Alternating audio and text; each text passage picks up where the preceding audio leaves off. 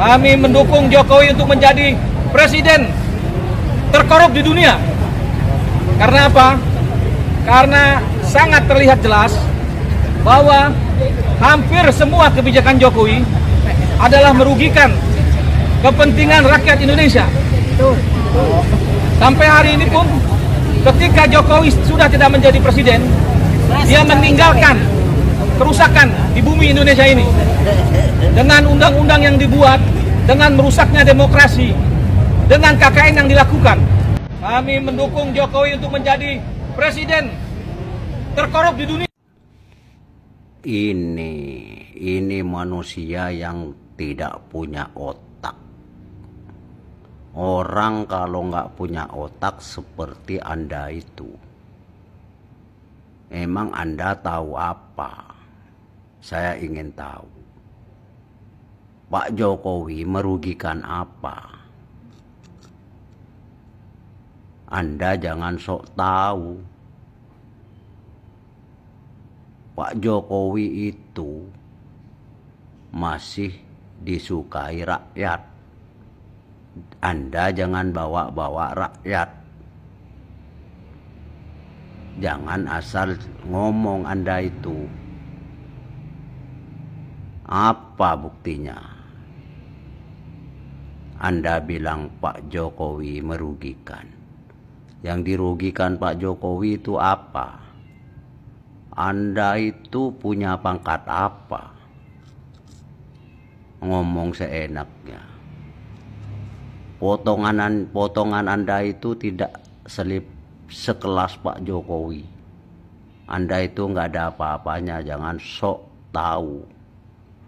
Jangan bilang merugikan rakyat. Rakyat tuh masih suka sama Pak Jokowi. Sok tahu Anda. Potongan Anda itu, potongan apa? Sok pinter. Anda cuman alasan rakyat, alasan rakyat. Rakyat yang mana yang dirugikan? Yang dirugikan Pak Jokowi itu apa? Buktikan. Jangan asal ngomong mulut Anda itu. Ya, jangan asal ngomong mulut Anda itu.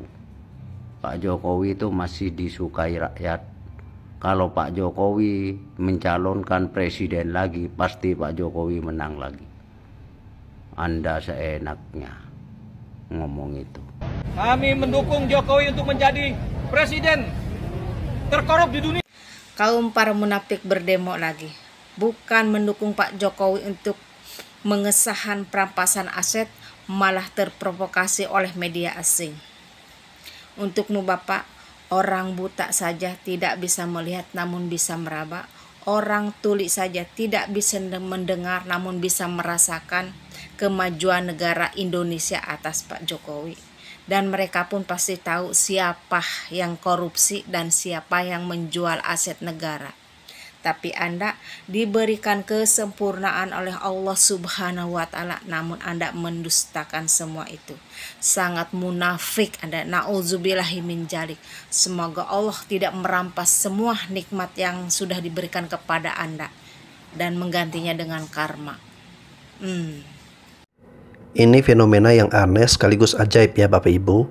Dimana Pak Jokowi itu udah nggak menjabat sebagai presiden, udah nggak mempunyai kekuasaan apa-apa lagi, sudah menjadi rakyat biasa, tapi masih terus dikejar, masih terus diganggu, masih terus dikritik, masih terus difitnah, ya, masih terus juga dilaporkan, disebarkan berbagai isu-isu hoax yang berusaha menjatuhkan, menyerang, bahkan mereka berusaha agar Pak Jokowi ini ditangkap oleh KPK, diseret ke penjara, dihukum mati. Kenapa mereka bisa melakukan seperti itu? Ya karena mereka khawatir sekaligus juga ketakutan. Ya, di pemerintahan Pak Prabowo saat ini masih ada anaknya Pak Jokowi, yakni Mas Gibran yang menjabat sebagai wakil. Lalu kemudian menantu dari Pak Jokowi, Pak Bobi Nasution yang saat ini menjadi Gubernur Sumatera Utara. Jabatan anak sekaligus menantu dari Pak Jokowi ini yang membuat para pembenci-pembenci ini jadi nggak tenang, ya. Jadi ya tiap hari mereka akan terus mencari-cari kesalahan dari Pak Jokowi. Saya yakin seandainya Mas Gibran nggak jadi wakil dari Pak Prabowo, lalu kemudian Mas Bobi nggak jadi gubernur, ya pasti nggak seakan seintens ini, ya. Tapi karena masih ada anak-anak atau menantu dari Pak Jokowi ada di pemerintahan saat ini, ya, makanya itu yang membuat mereka terus-menerus mencari alasan, ya, mencari kesalahan juga, agar nanti di tahun 2029 nanti putra dan menantu dari Pak Jokowi ini tidak bisa ngapa-ngapain. Ya, itu kita bisa melihat langkah politik yang dilakukan oleh para pembenci-pembenci Jokowi. Jadi mereka bukan murni untuk mau berjuang menegakkan korupsi, mau berjuang untuk bangsa dan negara kita. Yang mereka lakukan itu hanyalah kepentingan-kepentingan elit politik tertentu, guys. Tergugat meminta maaf secara terbuka kepada rakyat Indonesia dan mengaku. Ya intinya mereka ini semua adalah gerombolan sakit hati gitu loh. Karena merasa bahwa mereka ini adalah orang-orang yang merasa tersakiti dan terjolimi atas perintah dan pemerintahan Pak Jokowi. Jadi saya heran sih melihat gerombolan-gerombolan manusia yang seperti ini. Mereka ini makan dan dapat duit dari cara-cara seperti ini gitu loh. Memfitnah, merendahkan keluarga Pak Jokowi, ya kan. Jadi sangat menyedihkan hal-hal seperti ini terjadi di negara kita. Orang seperti ini tolonglah diamankanlah kayak dari negaranya kan. Janganlah dikasih panggung gitu loh. Buat ribut semua manusia-manusia seperti ini. Karena mereka tuh datang hanya menjadi sampah dan beban bagi masyarakat gitu loh. Rakyat di Indonesia ini sudah tahu gitu loh siapa mereka ini semua. Mereka ini gerombolan sakit hati. Mereka ini adalah orang-orang yang tidak terima bahwa Pak Jokowi itu adalah sebagai presiden terbaik di negara ini. Walaupun tidak sempurna tetapi sudah memberikan terbaik untuk negara ini. Sangat sedih sih melihat kejadian ini, tetapi saya pastikan orang-orang seperti ini janganlah dikasih panggung lagi. Hanya buat gaduh dan ribut gitu loh. Negara ini sudah damai gitu loh semenjak pergantian Presiden Pak Jokowi ke Pak Prabowo. Tolong banget orang-orang seperti ini diamankan dari negara ini. Itu aja sih, terima kasih. Mulai bermunculan para pembenci Bapak Jokowi. Nah ini jalan pemikiran kalian itu yang salah, yang keliru ya. Sekarang mantan presiden kita dibilang terkorup sedunia ya. Kan nggak kebayang malunya kita nih. Ente sebagai rakyat Indonesia malu nggak sih? Kalau saya malu loh, walaupun saya tuh nggak pernah milih beliau.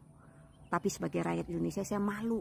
Saya hanya ingin Pak Jokowi suruh timnya, lawyernya untuk ke Belanda sana. Tanyakan ya, apa alasan mereka menunjukkan presiden kita itu sebagai terkorup sedunia. Malu kita ya. Jadi nggak ada hubungannya pembenci-pembenci di sini. Kalau kalian cinta kepada Pak Jokowi, harusnya kalian yang semangat menyuarakan ini untuk membersihkan nama Pak Jokowi lagi. Jangan dibolak-balik. Kalau orang bicara dibilang pembenci, dibilang anak abah. Ini kita bicara sebagai rakyat yang dipermalukan. Bu Iva, kami sebagai pecinta dari Pak Jokowi ini tidak perlu merasa malu ya. Yang malu itu adalah Anda dan kelompok-kelompok Anda. Karena mudah sekali percaya dengan media asing. Apalagi OCCRP ini bukan merupakan lembaga atau organisasi resmi yang dibentuk oleh Badan Dunia.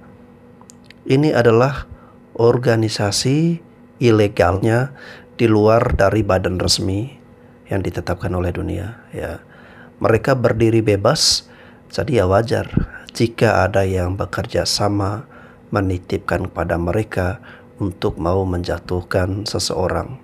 Lagi pula Bu Iva, kalau benar Pak Jokowi ini melakukan korupsi, itu harus bisa dibuktikan. Jangan hanya omon-omon ya. OCCRP kan sudah mengklarifikasi, mereka tidak memiliki bukti konkret yang bisa memberatkan, yang bisa memberikan tuduhan bahwa Pak Jokowi ini benar melakukan tindak korupsi ya. Tetapi hanya berlandaskan asumsi, hanya berlandaskan teori-teori saja. Jadi Bu Iva, kalau Anda mudah sekali percaya dengan berita-berita dari luaran sana, dari asing, berarti Anda yang pantas malu. Dan ya bisa dikatakan, mohon maaf sekali ya, orang-orang seperti ini nalarnya itu nggak jalan ya. Kenapa saya bilang nalar nggak jalan? Masa Anda lebih percaya dengan orang asing daripada di dalam negeri sendiri? Anda kan yang hidup dan tinggal di dalam negeri ya, di Indonesia. Harusnya Anda yang bisa membuktikan di mana letak tindak korupsinya Pak Jokowi ini, Anda sendiri juga tidak tahu, Anda sendiri tidak bisa membuktikan apa-apa, lantas kemudian ada media asing yang serta-merta bikin berita seperti itu, Anda lantas telan mentah-mentah, berarti mohon maaf ya, kita kurang cerdas ya jika percaya dengan media-media asing seperti itu, dan nampak ada kebodohan di sini ya jika kita gampang sekali diperdaya oleh orang asing. Belum ada presiden yang dapat seluas ini, bikin sendiri, ngatur sendiri, perintahkan ke Menteri Keuangan, dikatuan aturan, lalu dia senang-senang sekarang menikmati dan membangun rumah 1,2 hektar di Colomadu yang harga semeternya dulu 10 juta per meter. Sekarang katanya sudah 15 bahkan lebih dari itu. Kalau saja kelebihannya 5.000 meter, maka 5.000 kali 10 juta saja sudah 30 miliar duit yang dikeluarkan oleh APBN. Jadi Bapak Ibu sekalian, periksa KPK mulai dari situ. Mulai dari Solo. Belum ada presiden yang dapat seluas ini. Kok ada orang-orang munafik seperti ini masih dibiarkan hidup? Kok ada orang-orang yang sudah bau tanah seperti ini tidak insaf? Kok ada orang-orang tua seperti ini masih mau dimanfaatkan oleh orang-orang munafik? Kok ada orang-orang tua seperti ini tidak dituntut balik karena pencemaran nama baik dimasukin ke dalam bui? Ingat, kalian bakal mati. Jangan sampai hidayah yang datang kepada kalian dan balasan dari Allah. Belakangan sejak saya melihat cawe-cawenya Jokowi, nepotismenya Jokowi. Inilah para gerombolan sakit hati ya kan, gerombolan orang yang dibayar gitu loh, demi sesuap nasi, demi segogok duit 50.000 hanya untuk supaya demo dan keluar-keluar untuk menjatuhkan Pak Jokowi. Entah apa yang mereka pikirkan semua ini. Inilah orang-orang yang tidak jelas. Inilah gerombolan pemecah belah, gerombolan sakit hati gitu loh. Seharusnya orang-orang seperti ini janganlah diberi panggung, janganlah diberikan tempat ataupun bersuara di negara ini, karena keberadaannya hanya menjadi kekacauan, keributan, dan kegaduhan di negara ini. Entah apa yang mereka ributkan, entah apa yang mereka demo. Mereka ini hanyalah gerombolan-gerombolan sakit hati, gerombolan pembencinya Pak Jokowi gitu loh. Mereka ini dibayar, mereka ini orang-orang bayaran gitu loh. Kalau mereka tidak dibayar, mereka mana mau demo-demo tak jelas seperti ini. Inilah yang harus ditangkap dan menjadi atensi khusus dari Pak Presiden dan pihak kepolisian. Itu aja sih, terima kasih. Mungkin tak banyak yang paham atau menyadari pengorbanan Pak Jokowi dan keluarganya untuk bangsa Indonesia ini.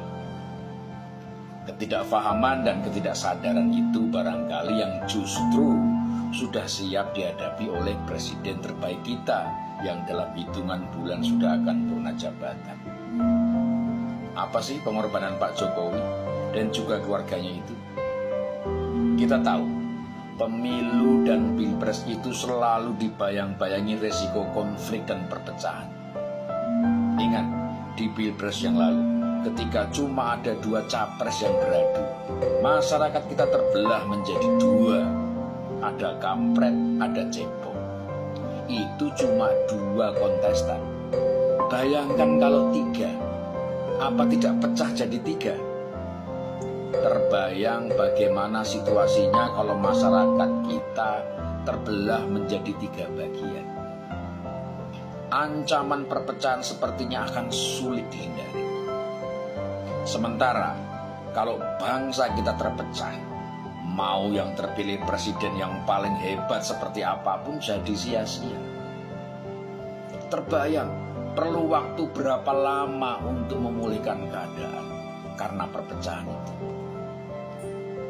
Pak Jokowi telah membaca risiko itu, dan dengan segala ketulusan serta keberaniannya, Pak Jokowi memposisikan dirinya sebagai martir, sebagai sasaran konflik yang bila tidak diredam akan menjadi jauh lebih lebar dan jauh lebih besar. Tiga kubu yang harusnya saling menyerang, kini hanya menjadi dua kubu yang punya satu sasaran serangan yang sama, yaitu Pak Jokowi. Inilah cara Pak Jokowi meredam konflik yang seharusnya meluas dengan menyerap semua hal-hal negatif kepada dirinya sendiri. Ini dibantu oleh keluarganya. Dengan menempatkan anaknya di salah satu kubu, maka daya redamnya semakin kuat. Tugas Gibran sebagai martir membantu bapaknya cukup berat. Dia berbagi peran dengan bapaknya untuk menjadi peredam konflik nasional ini. Sungguh sangat berat dan sungguh sangat beresiko. Kalau konflik dan kerusuhan skala nasional akibat Pilpres bisa diredam cuma dengan mengalihkan hal-hal negatif seperti fitnah, hujatan, sumpah serapah, caci maki kepada dirinya dan keluarganya, maka sebagai seorang nasionalis sejati, Pak Jokowi dan keluarganya siap lahir batin untuk itu.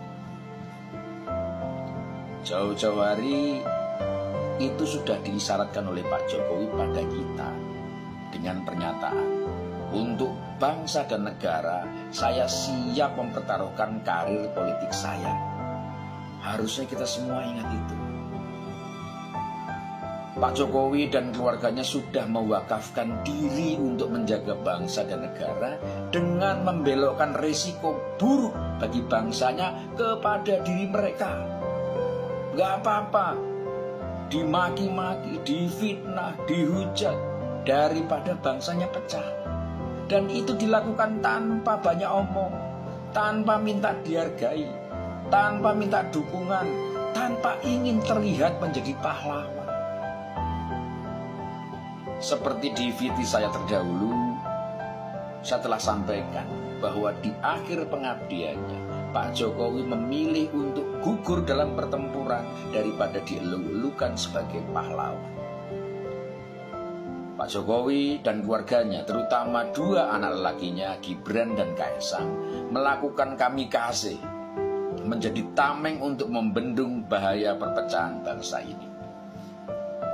Yang tidak paham dan tidak mengerti akan hal ini tidak perlu disalahkan.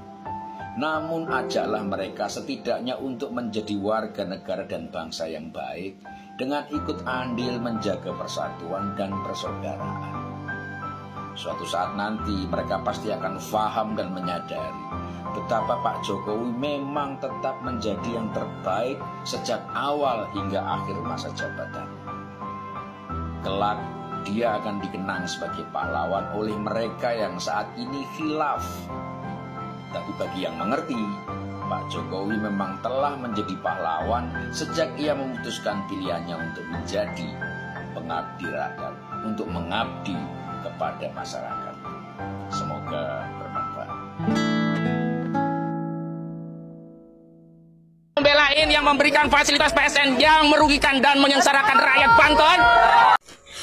Anjing, sesekali loh, kamu itu berbuat baik untuk Indonesia ini sesekali aja loh, anjing. Tidak bisa jadi provokator terus. Kamu cari makannya dari situ, anjing. Kamu cari makannya tuh dari situ toh, jadi provokator toh. Dari dulu loh, sesekali mau jadi orang yang baik, sumbang sih sama negara yang baik. Jadi pengacara HTI yang nyata-nyata sudah dibubarkan dari Indonesia. FPI juga, itu gerombolan kamu tuh. Repot musuh anjing provokator negara ini. Gerombolan kamu tuh sekarang bisa apa? Rafi Haro, Rosoya, Rafi Kero, Amin Rais. Jokowi adalah tipe pengkhianat sejati. Kamu itu kok ngomongin Jokowi? Dosa yang kamu perbuat itu loh. Lihat itu matamu ini. Yang satu ke kanan, yang satu ke kiri. Itu hukuman dari Tuhan itu. Nggak usah ngomongin orang lain. Kamu dong merawat matamu aja lo nggak bisa. Satunya ke kanan, satunya ke kiri. Ada ini anggotanya PDI kalau nggak salah. Kamu sok suci. Ini nah, anggotanya Pak Jokowi nganggur, rokoknya aja Sampurna, minumannya kopi, anjing lu. Malu banget rasanya jadi ternak Mulyono. Bukan hanya ternak Mulyono yang malu, nih gue nih. Ya Allah, Ibu Eva. Mulai dulu kok nggak berhenti kamu ini membenci keluarganya Pak Jokowi. Korup itu korup dari mana, Bu? Buktikan ya. Buktikan.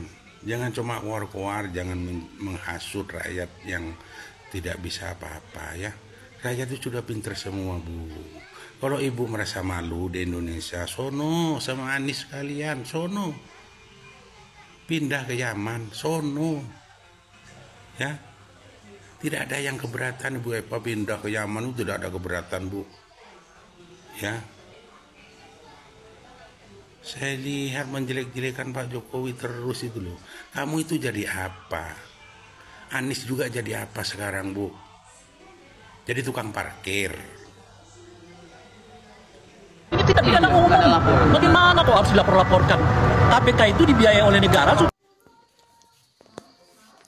Beginilah para gerombolan sakit hati yang dipenuhi dengan kebencian, iri hati, dan dengki dan juga dendam kepada Pak Jokowi. Padahal kita tahu Pak Jokowi itu adalah orang yang baik gitu loh. Padahal Pak Jokowi itu tidak pernah meminta sesuatu hal yang lebih dari atas apapun yang dia lakukan untuk negara ini. Sangat disayangkan begitu banyak orang-orang seperti ini. Inilah gerombolan sakit hati yang seharusnya janganlah diberikan panggung ataupun kesempatan bersuara di negara ini. Karena apa, mereka ini datang tuh hanya merugikan masyarakat gitu loh. Mereka ini hanya ingin mengadu domba masyarakat supaya ribut, gaduh, dan terpecah gitu loh. Inilah manusia-manusia yang tidak mempunyai pemikiran yang benar gitu loh. Sangat sayangkan hal seperti inilah. Orang seperti ini seharusnya janganlah diberikan panggung karena hanya membuat ribut dan gaduh di negara ini. Sangat sayangkan orang-orang seperti ini bersuara hanya untuk memberikan dampak yang buruk untuk masyarakat di negara ini.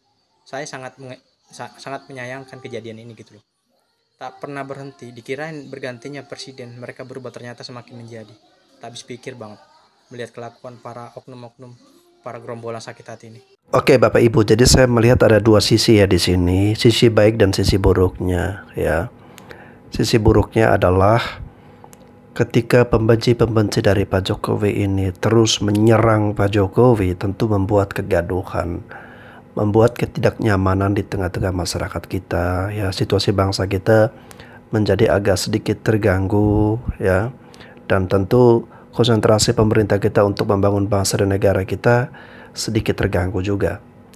Namun kalau sisi positifnya, dengan adanya orang-orang seperti ini yang terus mengejar-ngejar Pak Jokowi, mencari-cari, ngorek-ngorek kesalahan dari Pak Jokowi, ini efek jangka panjangnya tentu bagus buat Pak Jokowi ya. Artinya mereka-mereka inilah yang terus mengeksiskan, mempopulerkan Pak Jokowi, yang dimana Pak Jokowi seharusnya sudah menjadi rakyat biasa. Beliau udah ya menikmati hari tuanya ya, bermain bersama anak cucu, hanya mulai sedikit demi sedikit tenggelam ya. Tetapi ini malah tidak ya, malah makin eksis, makin populer, yaitu tadi ya, perpaduan antara yang positif dan negatif ini. Dari mereka-mereka yang membenci Pak Jokowi secara tidak langsung, mereka juga berkontribusi membuat Pak Jokowi kian populer dan namanya selalu dibicarakan terus-menerus. Dan tentu ini akan memberikan efek positif di mana peran dan pengaruh dari Pak Jokowi akan semakin kuat nih ya. Apalagi kalau kita melihat situasi-situasi politik yang akan datang, peran Pak Jokowi pasti sangat sentral sekali guys ya. Guys, apapun situasi yang terjadi, kita sebagai pecinta dari Pak Jokowi ini tentu bangga ya. Bangga karena kita tidak menjadi bagian dari orang-orang yang membuat gaduh, orang-orang yang setiap hari kerjanya hanya membuat bangsa dan negara kita ini selalu ribut terus ya, yang dimana mereka menginginkan cerai-berai ya, tidak menginginkan adanya persatuan, terus mengadu domba antara Pak Jokowi dan juga Pak Prabowo. Oke Bapak Ibu, semoga kita tidak masuk ke dalam lingkaran-lingkaran yang seperti itu. Sampai jumpa lagi.